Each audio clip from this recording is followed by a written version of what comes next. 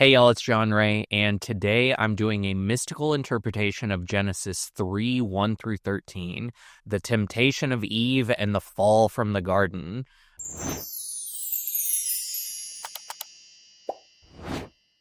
But this isn't a story about breaking rules or angering God. It's about something that happens to all of us, often every day. It's the moment we stop trusting the unseen and start reacting to the seen, to the world that is being observed around us. Neville Goddard, the mystic, said, "You are faithful to your imagination or you are faithful to your senses. You can't serve both." And that's what this story is really about. Adam and Eve in the garden is about, do you trust that God is providing for you, or have you put your faith in the reality that you're observing around you? Genesis 3:1 says, "Now the serpent was more subtle than any animal of the field. He said to the woman, 'Has God really said you shall not eat of any tree of the garden?'" The serpent is the voice of doubt. We've all felt that inside of us. It's subtle. It doesn't scream. It whispers to us. And you've likely felt this voice before when you've quietly asked yourself, are you sure this is going to work? What if you're just delusional? Maybe you should check your bank account again. This manifestation or prayer stuff isn't working. That's the serpent. Satan, or the serpent in the Bible, is your doubt. It's the thing that corrupts you. And it's the part of you that stops trusting your inner vision and starts negotiating with the appearances of physical reality. It always begins with a question, a seed of uncertainty, and it always targets your Eve, which is your subconscious, your feeling state. That's that nervous energy that comes up in you that convinces you that the world around you is the way that it is and that God isn't providing for you. It's when you lose sight of the larger promise and assumption that God has baked into the fabric of reality. And as that seed of uncertainty comes on you, it can change your feeling and it can reroute your creation because you start to believe the doubt over your assumption, over God's promise. Genesis 3, 2 through 3 says, "The woman said, 'We may eat, but not from the tree in the middle, or we will die.'" And Eve is answering from memory, not from embodiment. She repeats a rule, but the emotional conviction is already starting to soften. And we all experience this. You start strong in a new assumption, in a prayer that you're praying. You say, "I am successful, I am chosen, I am healed." But then somebody says to you, "Are you sure that's realistic or practical?" And suddenly you start defending instead of embodying what you know to be true in God. And that's Eve beginning to wobble because it starts as an emotional place that you then start to live out. And what that moment is showing us in the Bible is that when your subconscious starts to question your conscious choice, the structure weakens because now you're not believing in God's promise. You're not believing in your prayers. You're not holding a greater assumption. You're falling to earth and allowing what you're observing to be true instead of the truth that lives in God. Genesis 3, 4 through 5 says, "The serpent said, 'You will not die. Your eyes will be opened. You will be like God, knowing good and evil.'" And that's the lie, that you need to judge what's happening in order to gain control. That's an addiction to controlling the things around you rather than going to a place of surrender.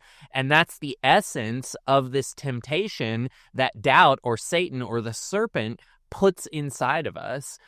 Don't live from the tree of life, which would be your trust or faith. Live from the tree of knowledge, which is judgment, observing things, and using your intellect to navigate reality. And ironically, this is what causes separation from God. This is what causes separation from the larger consciousness system. We've probably all experienced this at some point in our life. You imagine something, you believe it, and then that serpent voice comes to you and says, "Look, it's not working. Look at the numbers, look at the news. There's no evidence of what you're trying to bring in. And that moment that you start to agree with that voice of doubt, that's when you experience the fall. Not because you're bad, but because you left the state of assumption that God's promise was fulfilling itself. The serpent always offers a shortcut. It always allows you to intellectually justify something, but it also always leads to separation from God. Genesis 3:6 says, when the woman saw that the tree was good for food, pleasant to the eyes, and to be desired to make one wise, she took of its fruit and ate. And this is the moment of unconscious reaction to the world around you. You stop choosing from your inner world. You stop imagining the larger vision that God has for you. You stop living in that assumption of God's promise and start responding to what seems desirable or logical, urgent in the world around you. Eve sees with her outer eyes, not her inner vision, and then she eats the fruit. And we've all done this before. You visualize peace and then start scrolling Instagram and spiral into comparison about other people that have these material things that you want.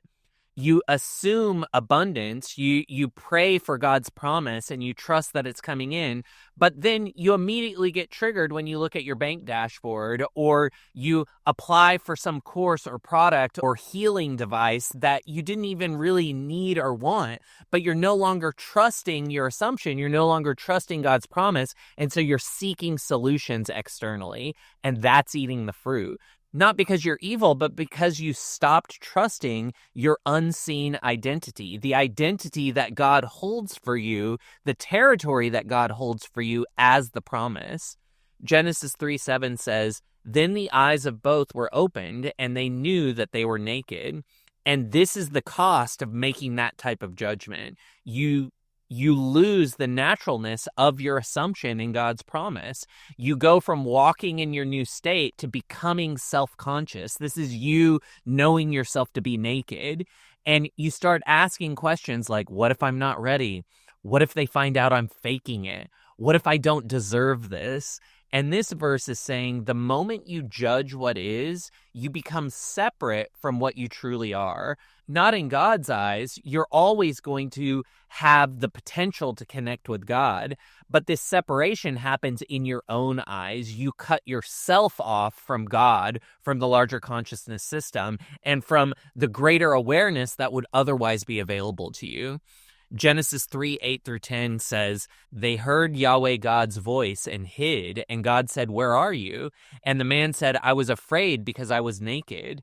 Well, this is what happens. You've now moved from creative power to shame and hiding.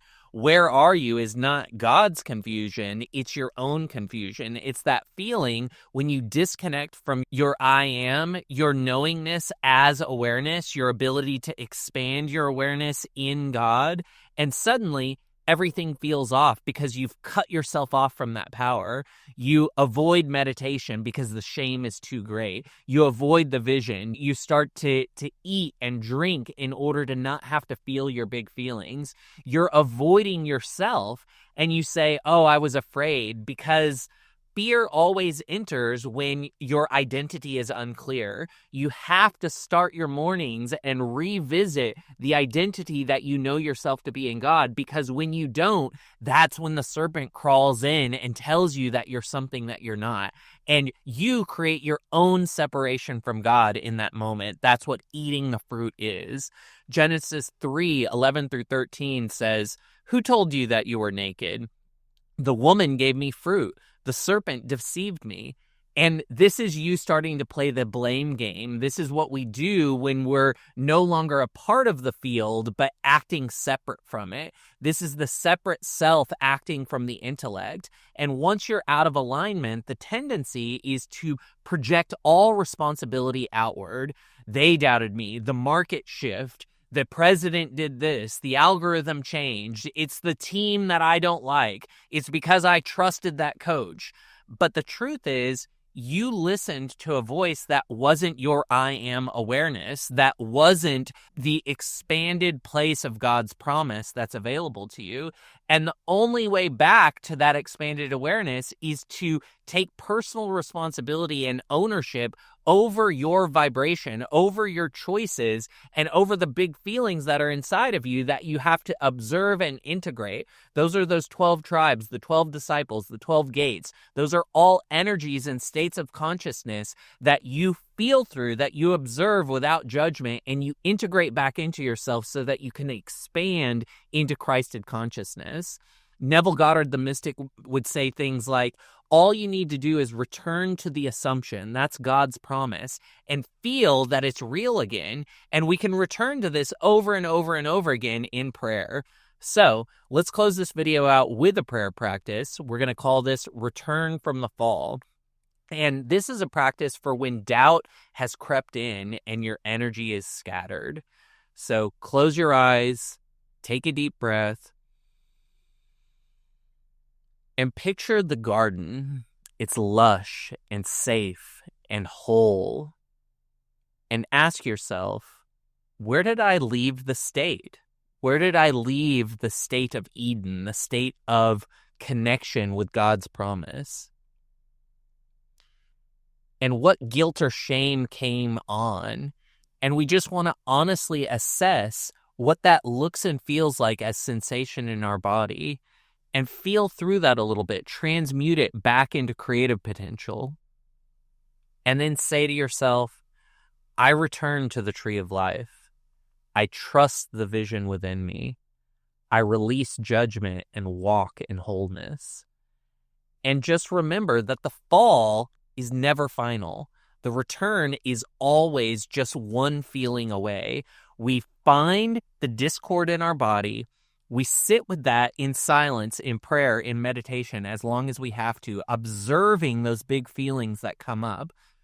As we observe them, the light of our consciousness transmutes that energy into creative potential that we can then direct towards God's promise. In our next video, we're going to explore the consequences of separation. And remember, this isn't a punishment from God, but it's a reflection of where we live emotionally, because God is a mirror constantly giving us a feedback loop of our own choices so that we can evolve and accelerate and realign ourselves with God's promise. We're going to look in the next video at the banishment from Eden and how to walk the path that leads us back home. To get an email when the next video is released or to request a Bible verse interpretation, thebiblemystic.com. And if you've ever felt yourself spiral from deep vision and knowing of the promise down into self-doubt, and sometimes this happens just in one conversation, we talk ourselves out of the promise.